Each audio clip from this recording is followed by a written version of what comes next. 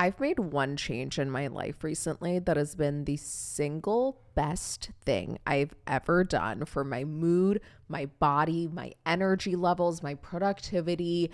I mean, it has affected every facet of my life. It's not a supplement. It's not a dietary change. It's not a treatment. It doesn't involve a coach, a doctor, or practitioner. It's not lymphatic this. It's actually completely fucking free. It's the most accessible, the most easy thing I've ever done in my life, and truly the most profound. Hello and welcome to Blush, the world's first wellness show that's actually entertaining. I'm Hiva and I quit law so I can help you look and feel your best. Together, we get into food, nutrition, all the latest wellness trends, but we also laugh, get silly, drop a few F-bombs, and go on a million tangents. So if that sounds like your vibe, we're about to be best friends. Okay, before we get into this episode, I just have to issue a quick apology, not just for my appearance, although that's just like a weekly standard now. I'm so sorry for how I look, but more so if it sounds like I'm podcasting from the inside of a rave, that's because it appears as though we have some new neighbors. And from the sounds of it, our new neighbors are some kind of professional subwoofer technicians, engineers.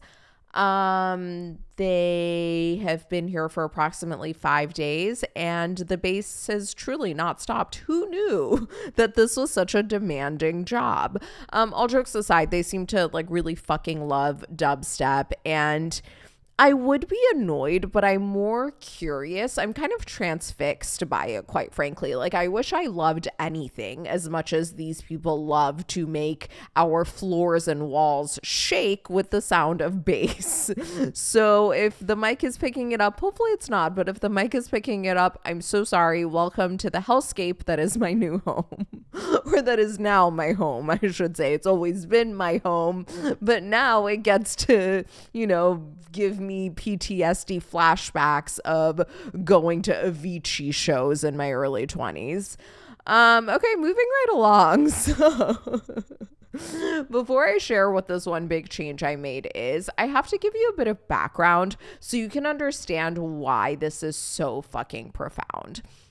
So growing up, I was always really fucking bored. Like, that, I would say, was the biggest problem that I had in my life, was truly boredom. Like, I was so fucking bored. Like, the phrase bored to death literally would have been my cause of death if I had died at any point up until like yesterday. Like, truly, I just was so bored. Like, it was my biggest problem. Like, I was constantly fantasizing and daydreaming about cool shit happening to me because I was so fucking bored and I just wanted stimulation. Like, I remember as a little kid, my parents had a walk-in closet, which was kind of rare for Germany. You okay, mama? We have our little co-host in with us because she really wanted to work today. She actually has been like really attached to our sides. Like, as soon as like we get up or walk anywhere, she follows us. I don't know like if something's wrong. Like, I'm always catastrophizing. Like, no matter what she does, like literally she could like drink water a certain way, I'm like, I think it means she's dying. Like, I'm constantly catastrophizing. But yeah, it has me a little bit worried, but she's also like so happy and being so cute. So like, I think it's fine. I don't fucking know. Anyway, my parents had a walk-in closet and I remember I used to go inside. Like, I literally can't hear my own thoughts. Like, the walls are fucking shaking. Okay. And as we all know here, I was never really working with a full deck up here.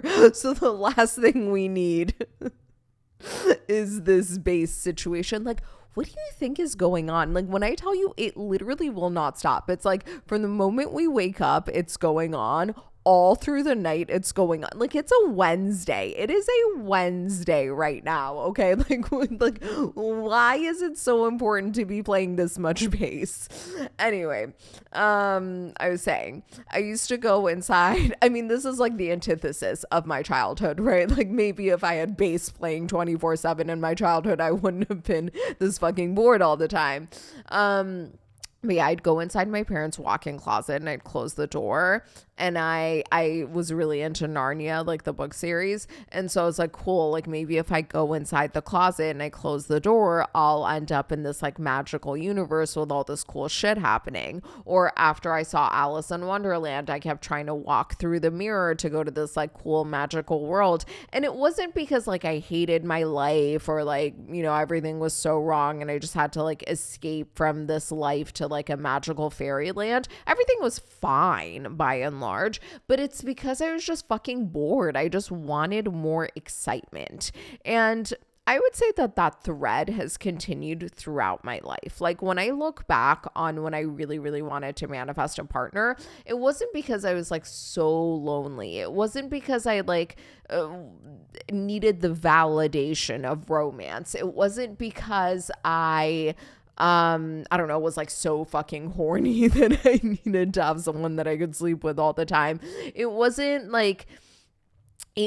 because there was a deficit. It's not because like I thought I wasn't good enough on my own. It's not because I needed the like validation of like, look, someone loves me and that therefore like that makes me lovable. It was none of those things. It was honestly, because I wanted the excitement and the stimulation of like a new love and like that dopamine rush when you're so excited in the beginning. And then when I look at kind of everything I've desired throughout my life, it actually has been a series of me chasing stimulation. Now, lucky for me, I have chased stimulation in ways that aren't so hazardous, right? Like it's not like I've been like doing tons of drugs or like drinking a lot or things like that. I actually have sought out dopamine through relatively harmless ways. Like I would say probably the most harmful have been overeating / binge eating and online shopping, but like the rest of them are like really innocuous, and those also are relatively innocuous ways of chasing dopamine.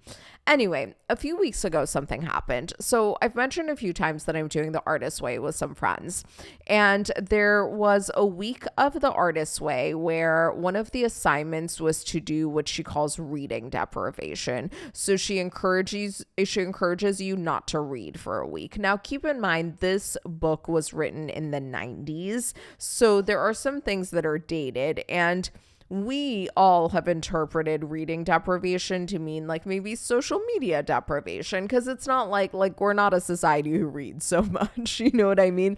Basically, the point that Julie Cameron was making was that we should be taking in less. When I tell you my brain is rattling around, like that's the intensity with which this base is happening. I'm not even concerned about the mics picking it up anymore. I'm concerned about me losing my ability to put together three thoughts, which, let's be clear, was never that strong to begin with, because I'm so fucking distracted by the circus show that's happening next door. Like, are people dropping Molly at 10 a.m. on Wednesdays? Like, am I so old and so out of touch that I'm unaware of this like widely known music festival that's happening next door to me? Like, what is the explanation here? I cannot wait to yell at someone about this, truly. Anyway, what was I saying? So we're doing the Artist Way. Yeah. The point I think that Julie Cameron wanted to make was that we should be taking in less so that there's more room for our own creativity. So we're doing that week, and I was like, okay, well, I can't entirely go off of social media because it is like literally my job. And I was in the middle of posting the yuzu recipes at the time, but then I got a really bad sinus infection, and I actually like couldn't keep like editing the yuzu recipes to post them. So I was like, okay, well, if I can't like post these recipes because I'm too sick, then I actually will do the full social media break. And so now I'm sick.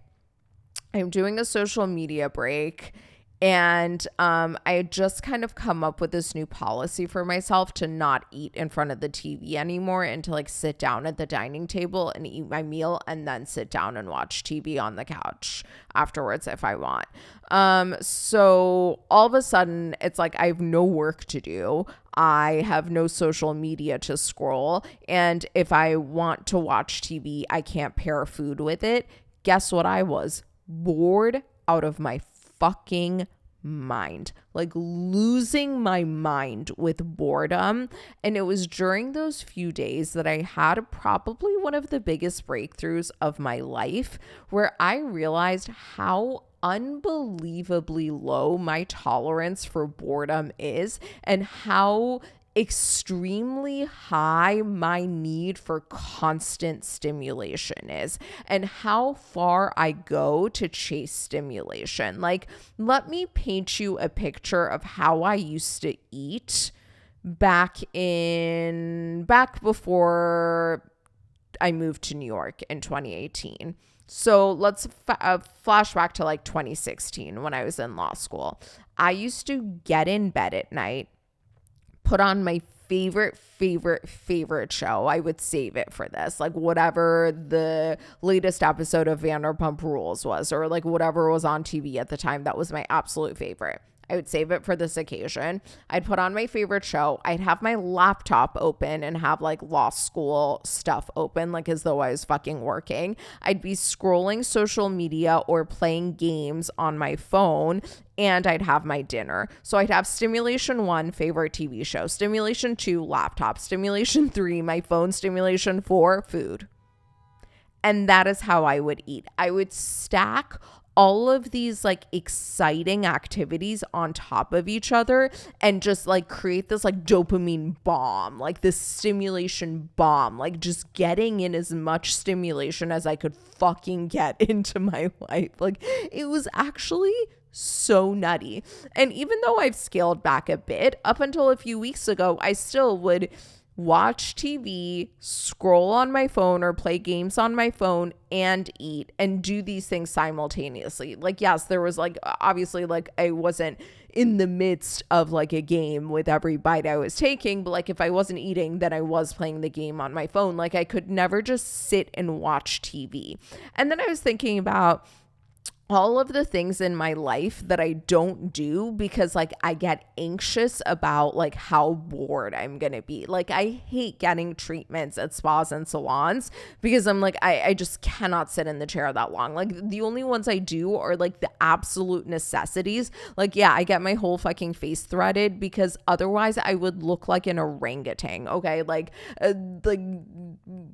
animal welfare services would capture me and return me to the zoo. Like, people would call and be like, oh my God, a bear escaped. Like, you need to come capture it. Like, it would be dangerous to myself and to society if I didn't remove the hair on my face. But that's the only reason I go. And I fucking hate it, not because like the hair removal is painful, but because I just can't sit still that long. I famously have not gotten manicures ever because like the thought of sitting there and like your hands are in use, you can't scroll, you can't do anything, you just have to fucking sit there.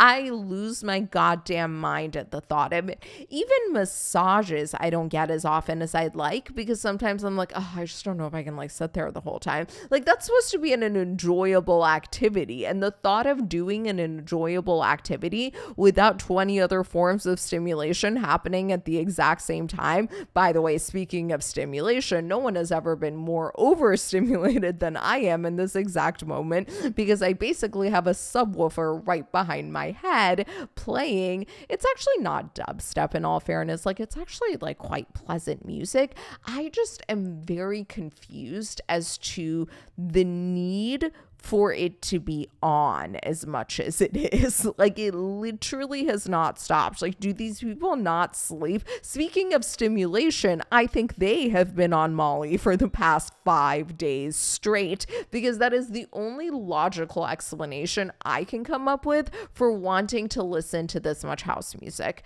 Anyway, so going back to what I was saying before my brain started to be systematically knocked out of my fucking head by the sound of this space. What was I saying actually? Yeah. Like, it's like held me back from so many things in life. Okay, let me refer to my notes and see if I'm missing anything. But I kind of think that's it. Okay, bye. I'm gonna go drill my brain out now because I'm losing my fucking mind. Okay. Wow, my notes are not that interesting. Let's find. Hold on. Sorry, that was so annoying. I can't find the rest of my notes. It is so much. Okay, Jesus Christ, I really can't find.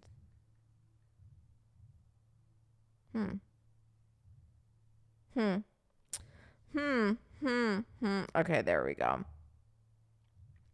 Yeah, I've been doing so much research into this.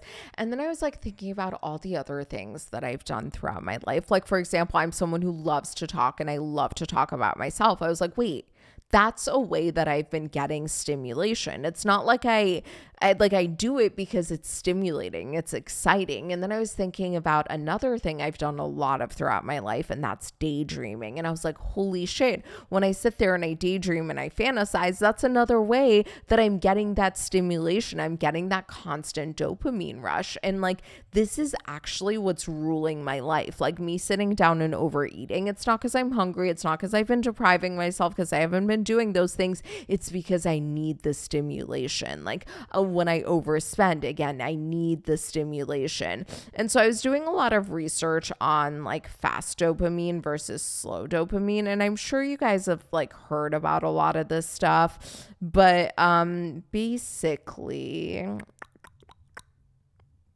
I'm going to tell you a little bit about it. So fast dopamine comes from quick hits, things like social media likes, ultra processed foods, sugar, gambling, porn, stimulants. They flood dopamine systems quickly and then drop off, and they leave you in a bit of deficit. Slow dopamine comes from effortful, delayed, or layered rewards, things like exercising, learning, meditation, creative flow, anything that you have to put in effort. They generate tonic dopamine, which is lower in amplitude, but it's more sustained, and it builds resilience instead of eroding it, whereas fast dopamine erodes dopamine. And so when you keep getting these dopamine hits, it's like you're just constantly lowering your baseline, and then you need more and more and more to feel it. It's honestly, it's a lot like drugs, right? Like if you start taking, let's say like Advil all the time, like apparently there are people who take Advil all the time. Do you guys know about this? Like I have only recently discovered this. Like I grew up in a very Middle Eastern household. Like it was not a lot of Western medicine unless like when it was necessary, there was. Don't get me wrong, but it wasn't like, I am just fascinated to learn that there are people who wake up every day and just like take Advil every single day. Like what? Like I literally don't even understand, but apparently this is a thing. So if you're, and I'm not talking about like people who take baby aspirin for like heart stuff, that's different. I'm talking about like people for like day-to-day aches and pains. It's like my shoulder hurts, I'm a little sore, like my tummy hurts, like whatever. Just take Advil for like every single day-to-day pain that they have. Fascinating. Anyway, so those people, like what happens is your brain stops producing its own internal pain relievers because it's like, well, you're supplementing them every day anyway. So like, why the fuck would I keep making this shit? Like, you're just going to take it anyway. So then if something bad actually happens, they like roll it or twist an ankle or like, you know, have a tooth pulled or something like that, they'll often need opiates because like the regular Advil isn't going to cut it anymore because they're so used to taking it. And then if something even more intense happens, they're going to need even more intense relief, yada, yada, yada, all because their baseline has been completely depleted. And it's the same thing here. Like I would engage in so many high dopamine activities to just like constantly feel something, to like feel this rush. And then my baseline gets lower and lower and lower. And so now like eating an exciting meal isn't going to cut it. Now I have to eat the meal while having the TV, while doing the scrolling, yada, yada, yada. You kind of get the picture, right? And I was like doing all this research about it, especially about about the over talking stuff. And I was thinking about the people I've known throughout my life who were like truly the most annoying people I've ever met, and how they will just like constantly talk about themselves with like zero awareness of how little anyone else gives a shit. By the way, does it sound like I'm talking about myself? Maybe, I don't know. And how there might be a link with like neurodivergence there, and how dopamine interacts with all these things. Anyway, I went down these like crazy research rabbit holes, but ultimately, while I was sick and I had this big aha moment that I need to embrace more boredom, the music stopped. The music stopped. Oh my God. Can we just take a moment of silence and appreciation for the fact that the music fucking stopped? I feel like I can breathe for the first time in 5 days. Let's all take a deep breath in and a nice exhale together. Ready? Inhale. And now slowly exhale while we listen to the cars honk. I never thought silence could sound this good, could feel this good. Oh my God, what this is doing to my nervous system. Anyway, so it first kind of came up from a creativity place. Like if I allow myself to be more bored, if I allow myself to have more quiet time, maybe that'll unlock more creativity for me, because I'm not like constantly feeding myself with these ideas, and I can actually listen to my own internal creativity. That's really where it came from, but it ended up snowballing into so much more. Ever since I've been trying to actively embrace more boredom, quiet time, stillness, etc., I've noticed that my intuition has skyrocketed. Like my connection with myself, with the universe, with nature, with everything. Like I feel like I'm hearing messages and seeing signs in a way that I never fucking have before. I'm overeating far less. My baseline is happier and more resilient. I'm getting anxious less. I'm getting depressed less. I have more energy. I can think more clearly, fucking subwoofer gate notwithstanding. Every single facet of my life has improved. Like it's actually insane to me how much it's affecting everything. Like I am now actually seeing connections between this and manifestation, and why certain things I've wanted to manifest haven't happened, which I can get into in a separate episode if you guys are interested. But I did want to share this because it is truly the most profound thing in my life. Like I really think a lot of my problems in life have been tied to the fact that I just constantly need stimulation. And that's made me really impatient. It's made me really lack emotional regulation. And it's made me really lack impulse control. And just forcing myself to sit around and be bored more often has reined all of those things in. And so I'm just like a more stable, calmer person. And I don't like have this like frantic need for more all the time. So I'm going to quickly tell you guys what is basically my protocol. Although there's really only one part of this protocol that's actually important. The rest, sorry, trying to find the rest of my notes. The rest really are not like, they're just like extra. They're like little bonuses, if you will. So the one thing that's really, really fucking important is what I call like my boredom time training, or my stimulation deprivation. And so I try to do this 3 to 5 times a day for 15 minutes. But like if you want to do it and that sounds like absolute hell, you can try just doing it for like 1 minute first and then add to it. And that is that I sit and I do nothing. That's it. There's no sounds playing at all. There's no podcast, no music, no, they're over there raving behind me, but other than that, there's no sounds playing. And I don't like do anything fancy with my breath. I don't even close my eyes. I just sit with my eyes open. And when my mind wanders, as it inevitably does, I just bring it back to the present moment, and that's it. But there's no like mantra, there's no breathing. I know this sounds like meditation, and it really is. But the reason I don't call it meditation is because meditation is such a broad term, and there's so many different types of meditation. And this is different from doing like a transcendental meditation where you're saying a mantra. It's different from watching your breath. It's different from all of these things because there's nothing. The goal is to just have nothing at all. No thinking, which is impossible. Like my mind wanders constantly, but every time I catch it, I just bring it right back. And I catch it a lot, and then I just bring it right the fuck back.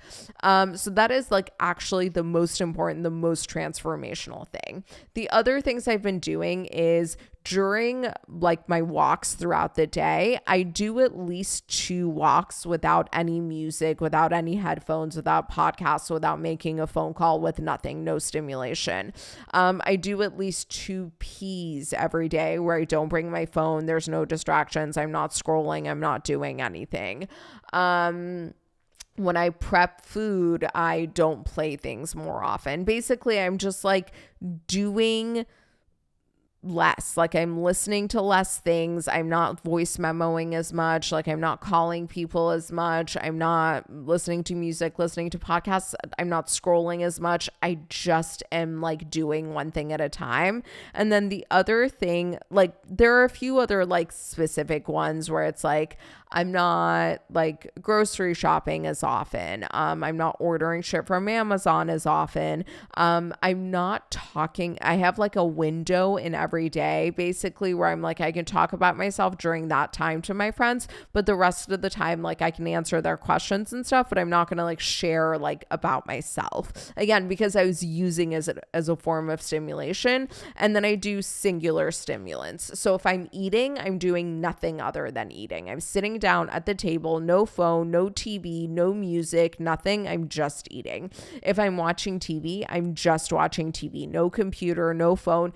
Am I doing all these things perfectly? Fuck no. Yesterday I was watching a lot of TV and I did look at my phone a few times, but for the most part, this is where I'm making an effort. But the most important part is that boredom time, the 3 to 5 times a day that I just sit and I do absolutely fucking nothing. Guess what? I've started getting manicures because now I can sit there, and it wasn't even hard. I've gotten 2 now. Totally fine. I'll get in the sauna blanket, do literally nothing, just put my arms in, and I can just lay there for an hour straight. Totally fine. It's actually shocking to me how quickly my brain has adapted and how quickly it is making progress in the right direction with me just trying. Like it is so much quicker than like, you know, when you start working out, you start getting stronger. The brain gets stronger so much quicker than any muscle in my body ever has. Like it is shocking to me how quickly the changes have rolled in. So yeah, I just wanted to share this because it is actually the single most profound thing I've ever done in my fucking life. Like I wish I had found this sooner, but I really do believe in divine timing. And I really do believe that for whatever reason, I was meant to discover this exactly when I did. And I'm really fucking grateful for that because it's changed everything about my life. If you can relate to any of my story about just like that constant, like, I just need more, like I just want to eat more, like I just want more excitement, try this. You're going to have less excitement, but you're going to feel better in the end. So that brings us to the foods that make you blush segment. And so for today, I pulled 5 foods that are good for dopamine. So dopamine is made from tyrosine, which is an amino acid, and it uses other cofactors like iron, vitamin B6, folate, vitamin C, copper, and magnesium. So basically like foods that combine the amino acid tyrosine with some of these nutrients are the best for dopamine production. So number 1, we have fava beans, which are naturally rich in L-dopa, which is the precursor to dopamine. And like, so they already have the building block in a ready to use format. They're also like good for so many other things, and they're really fucking tasty. The only thing with fava beans is that it's slightly annoying. Wait, it's slightly annoying to cook because basically you have to like cook them and then peel the outer shell, pull the actual beans out of the outer shell, and then you have to peel the actual beans themselves. So it's this like 2-step peeling process, but all of that hard effort actually leads to slow dopamine. So there you go, a little double whammy situation. Okay, number 2, bananas, especially the really ripe ones, are really rich in vitamin B6, which is helpful for converting L-dopa into dopamine. Beets have betalains and nitrates, which improve blood flow to the brain and support dopamine signaling. They also have folate, which is another cofactor in neurotransmitter production. And then, number 4, soy products. Soy products are very high in tyrosine, which is the amino acid that the brain converts into dopamine, but they also have iron and magnesium, which are 2 of the cofactors that we need for dopamine synthesis. And then the last food that makes you blush is cacao, which has PEA, which stimulates dopamine release, and it's also high in magnesium and copper, which are both necessary for dopamine production. The flavonoids in cacao also improve blood flow and can enhance dopamine receptor sensitivity. So those are our foods that make you blush for this week. And then we're going to do a quick gratitude segment, which is a segment I do at the end of every show, where I just list 3 things that I'm grateful for. And the idea, the hope, the intention is that as I list 3 things that I'm grateful for, you will mentally list 3 things that you're grateful for, because having a regular gratitude segment is scientifically proven to make you a happier and more optimistic person. So I am grateful that I had that sinus infection, because it helped unveil this like crazy thing for me that has like literally transformed my life.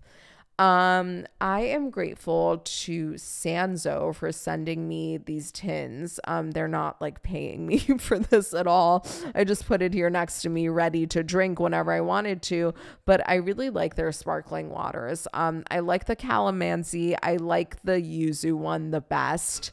But they have a bunch of really fucking good flavors. Some of them have a bit of cane sugar, not a lot. And then some of them have none. They're really fucking good. And I am grateful. You know what? I'm grateful for my Caraway nonstick pan. I know I've talked about it before, but it's so fucking good. I actually want to make vegan scrambled eggs today, and I'm really grateful that I have that to make it in, because otherwise it would be a shit show. And because of that, it's not. And this week and every week, I'm so grateful for you guys. If you learned something here today, if you thought this was interesting, if you related to it, please share it with someone. It's how the show grows. I appreciate you so much. I love you guys. We'll chat next week. If you loved that episode as much as I hope you did, make sure to hit subscribe so you don't miss a thing, and check out some past episodes while you wait for the new one to drop next week. And until next week, make sure to stay cunty out there.